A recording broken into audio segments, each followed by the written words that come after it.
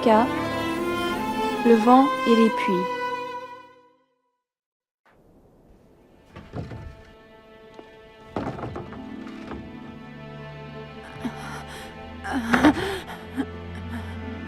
Nous devons partir.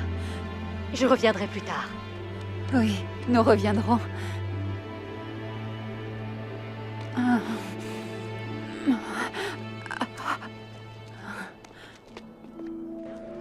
Nous avons terminé, Nori.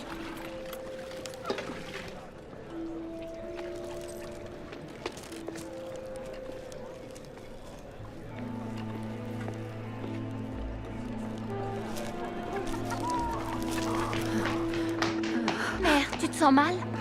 Juste un peu fatiguée. Elle a besoin de repos. Viens, mère. Rentre à la maison t'allonger. Quelle histoire. Désolée, je n'aurais pas dû y aller. Ne t'en fais pas pour ça maintenant, Leila. Viens t'allonger. Mère, que s'est-il passé? Nous étions chez Amira et je crois que la promenade a été de trop pour ta mère. Tu sais que mère doit se ménager. Tu aurais dû y aller à sa place. J'étais au lavoir et je ne savais pas qu'elle était partie. S'il vous plaît, ne vous chamaillez pas. Je voulais y aller.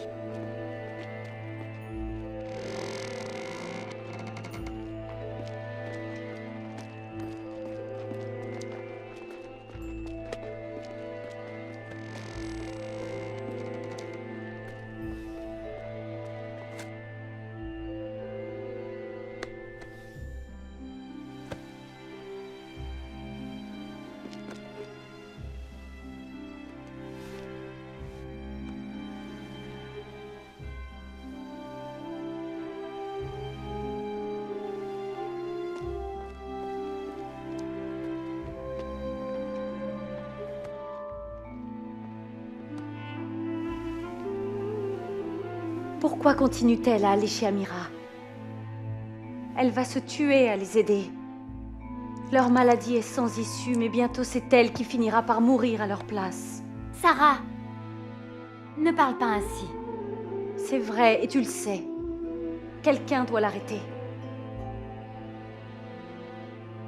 Quel est le problème avec la famille d'Amira? Sarah dit vrai. Ils sont toujours malades. Votre mère pensait que l'eau de leur puits était mauvaise. Elle leur dit donc d'aller puiser de l'eau en ville. Ils ont suivi son conseil. Il y a quelques mois, ils arrêtèrent de boire l'eau de leur puits et leur santé s'améliora tout de suite. Mais ensuite... Ensuite, ils dirent que c'était trop loin et trop compliqué et ils recommencèrent à boire l'eau de leur puits. Et ils retombèrent tous malades. Pourquoi perds-tu ton temps, ton énergie pour ces gens insensés et stupides?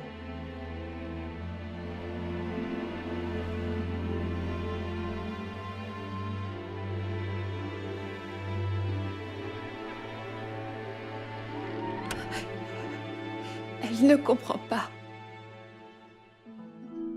C'est son amour pour toi qui l'aveugle. Ne t'occupe pas de Sarah. Repose-toi. Prends un peu d'eau.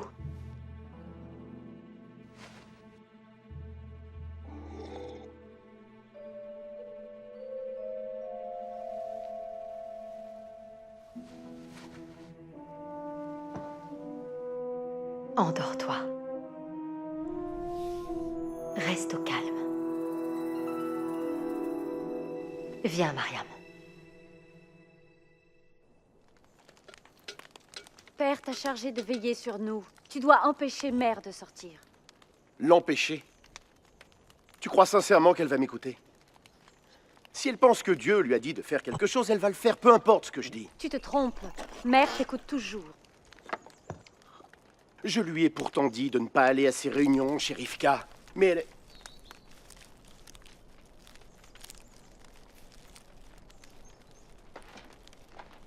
Laisse-moi t'aider avec ça.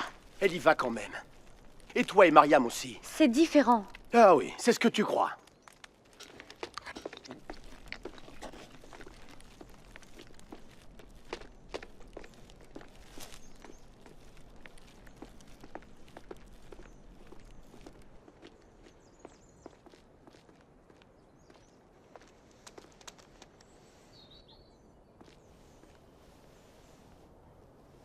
Je regrette ce que Daoud a dit.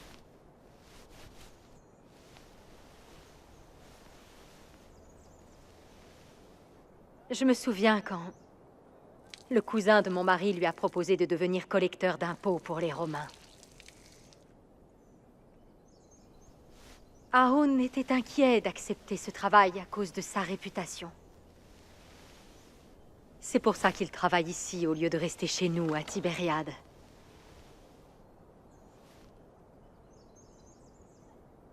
Ton frère a ses raisons de ne pas m'aimer.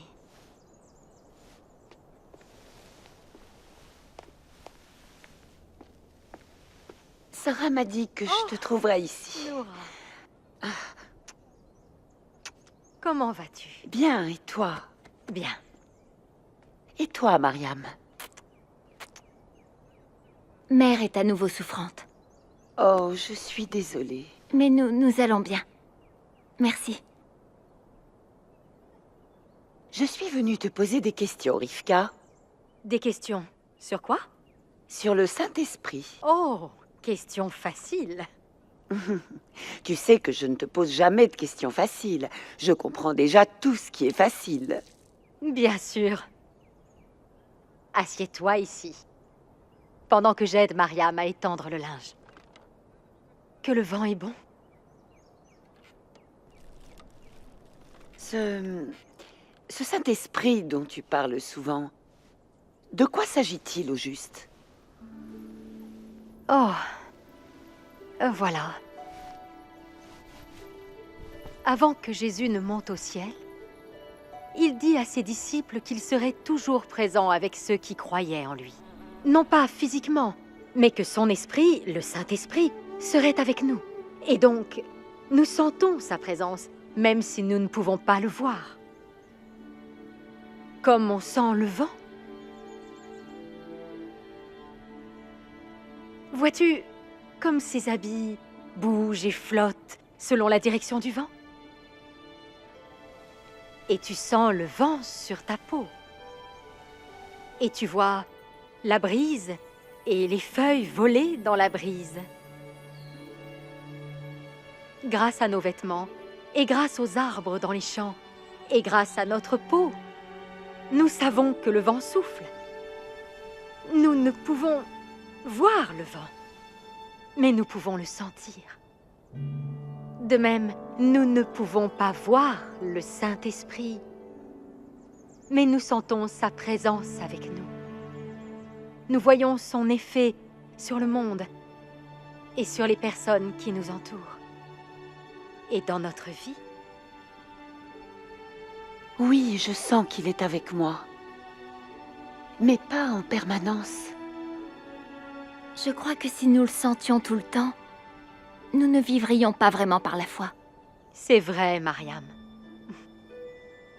Nous vivons par la foi, non par nos émotions. Mais nous pouvons choisir de vivre dans la puissance du Saint-Esprit tout le temps. Est-ce comme de saisir le vent que nous prenons dans la voile d'un bateau de pêche? Je suppose que oui. Tu dois hisser la voile en haut du mât pour prendre le vent. Et c'est un acte de foi. Quand nous demandons à Dieu de nous emplir du Saint-Esprit, avec sa puissance qui guide et dirige nos vies, c'est une prière de foi. Et qu'en est-il lorsque nous prenons l'eau du puits? N'est-ce pas comme d'être emplis du Saint-Esprit? Que veux-tu dire, Mariam? Boire de l'eau propre, celle du puits en ville, nous rafraîchit, nous donne la vie. L'eau du puits d'Amira est mauvaise, un peu comme moi.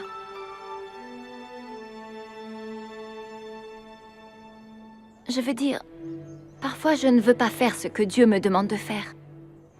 Parfois j'ai envie d'être odieuse, méchante. N'est-ce pas comme de tirer l'eau d'un puits sale? Je suppose que oui, Mariam. Que disiez-vous sur Amira? Mariam venait juste de dire que le puits sale d'Amira ressemble à notre vieille nature pécheresse. cette partie de nous qui tend à être égoïste, méchante ou trompeuse.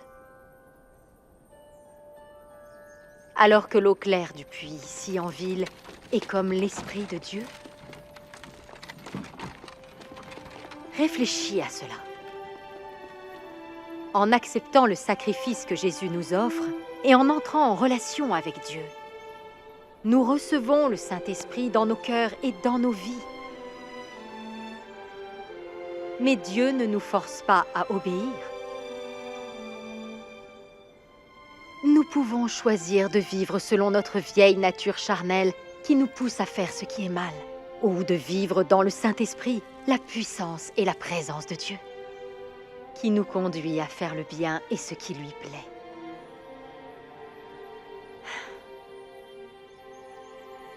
Mais parfois, il est difficile de choisir de vivre dans le Saint-Esprit. Tout comme la famille d'Amira trouvait désagréable de faire une trop longue route pour puiser de l'eau propre ici, en ville. Nous sommes habitués aux vieux puits, de nos vieilles manières de vivre. Mais si nous choisissons l'ancienne vie ou reprenons nos mauvaises habitudes, nous pouvons confier à Dieu nos péchés et lui dire que nous regrettons. Nous pouvons alors choisir de boire au nouveau puits de vie et nous emplir de la puissance du Saint-Esprit. Ainsi, tout redevient comme avant. En effet, notre relation avec le Seigneur redevient claire et proche. Mais notre conduite a des conséquences. Et bien souvent, nous devons vivre avec ces conséquences. Je crois que j'ai tiré de l'eau polluée à l'ancien puits aujourd'hui. Que veux-tu dire? Quand je me suis fâchée parce que Mère allait chez Amira, ça m'a soulagée de le dire. Je ne peux en vouloir à Mère parce qu'elle est malade, alors je t'en ai voulu. Ce n'était pas juste. Je savais que cela déplaisait à Dieu, mais j'ai insisté en élevant la voix. Me pardonnes-tu, Mariam? Ah, Sarah. Je suis allée aussi plusieurs fois au vieux puits ces temps-ci. Le vent? Le puits? Je ne suis pas sûre de comprendre. Il y a de nombreuses questions sur qui est Dieu et ce qu'il fait dans le monde qui dépassent notre entendement. Ce qui est important, c'est que tu te souviennes que le Saint-Esprit est Dieu avec nous, à chaque instant. De chaque jour, Jésus a promis qu'il serait toujours avec nous, qu'il ne nous laisserait ni ne nous oublierait. Et par son Saint-Esprit, il est fidèle à sa parole. Nous ne sommes jamais seuls.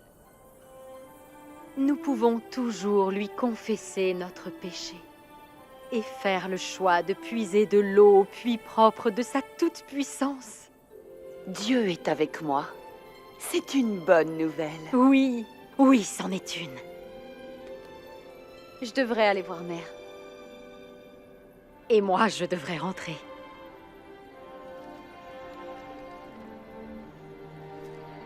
Ce que vous disiez sur les puits,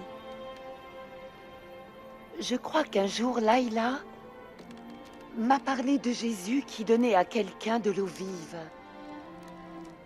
Crois-tu que c'est du Saint-Esprit qu'il parlait? Oui. Oui. Jésus rencontra une femme puisant de l'eau à un puits en Samarie. Marie-Madeleine était là. Oh! Marie trouva que l'expression du visage de la femme était saisissante. Elle avait été transfigurée grâce aux paroles de Jésus. Elle avait bu de cette eau vive dont Jésus lui avait parlé. Je crois comprendre ce que tu veux dire. Je me sens si propre dedans depuis que je lui ai donné ma vie. C'est comme boire l'eau la plus propre, la plus fraîche, et être lavé encore. Continue de boire cette eau, Noura. Et si parfois tu sens que tu t'éloignes de lui, reviens à lui et confesse-lui ce qui te sépare de lui. Et respire. Bois de ce Saint-Esprit. Cette expérience n'arrive pas qu'une seule fois. Elle peut se produire encore et encore. Toutes ces années où je ne savais pas que je pouvais vivre ainsi. Peut-être apprécieras-tu encore plus cette eau vive en ayant vécu si longtemps sans elle. Maintenant, je dois y aller. J'ai promis de retourner chez Amira. Je vais voir comment va Layla. Puis-je t'accompagner, Rivka? Bien sûr, ma chérie.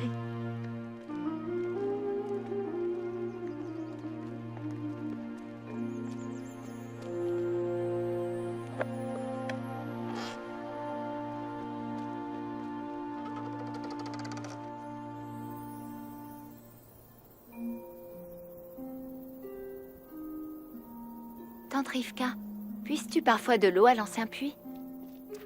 Bien sûr que oui, Mariam. Quand? Bien. Je ne suis pas fière de certaines choses que j'ai dites à mon mari. Je ne suis pas fière de ce que j'ai pu dire à Sarah et Daoud. Mais sincèrement, parfois, il me provoque. Il me traite toujours comme une petite fille. Oh, les gens nous provoqueront. Pas de doute là-dessus. Mais nous avons toujours le choix. Regarde ces deux chemins devant nous. Nous pouvons choisir notre route. Nous pouvons venir à Dieu dans la prière et lui demander que ce soit lui qui transforme notre être.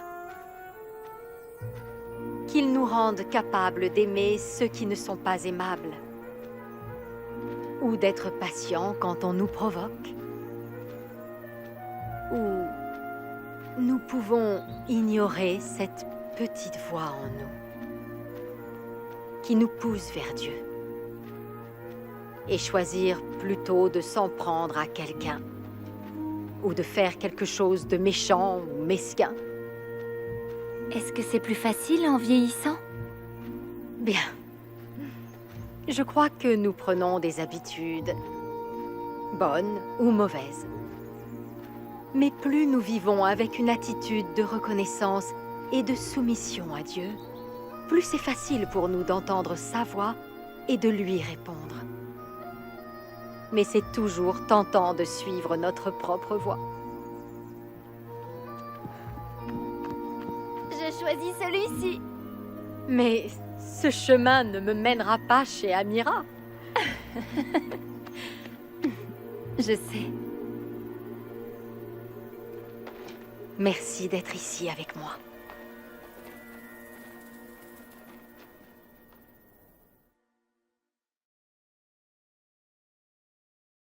En quoi est-ce que le Saint-Esprit est comme le vent?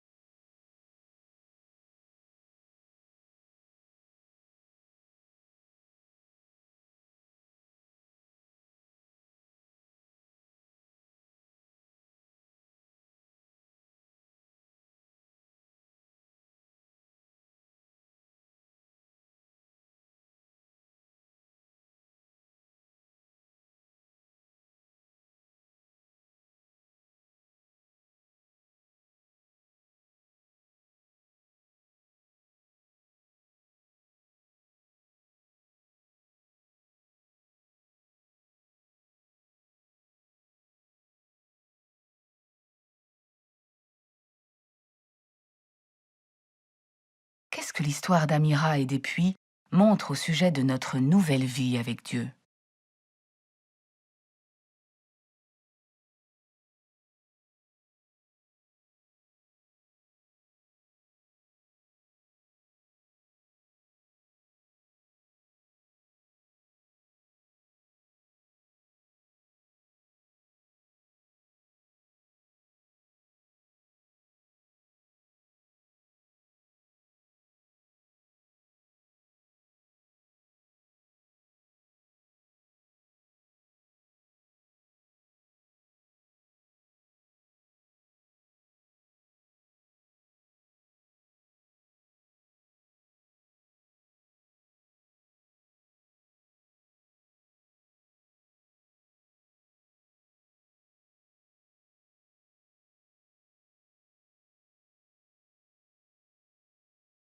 Quand, pour la dernière fois, avez-vous été tenté de revenir à votre ancienne nature?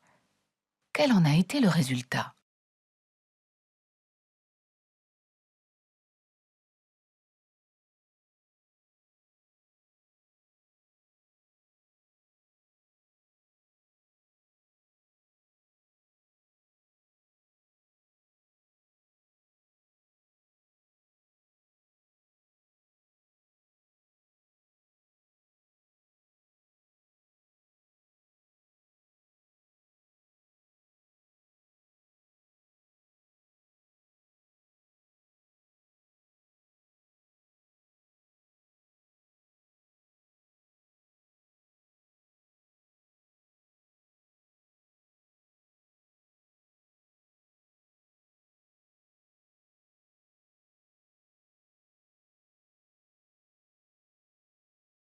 Comment pouvons-nous changer efficacement nos mauvaises habitudes?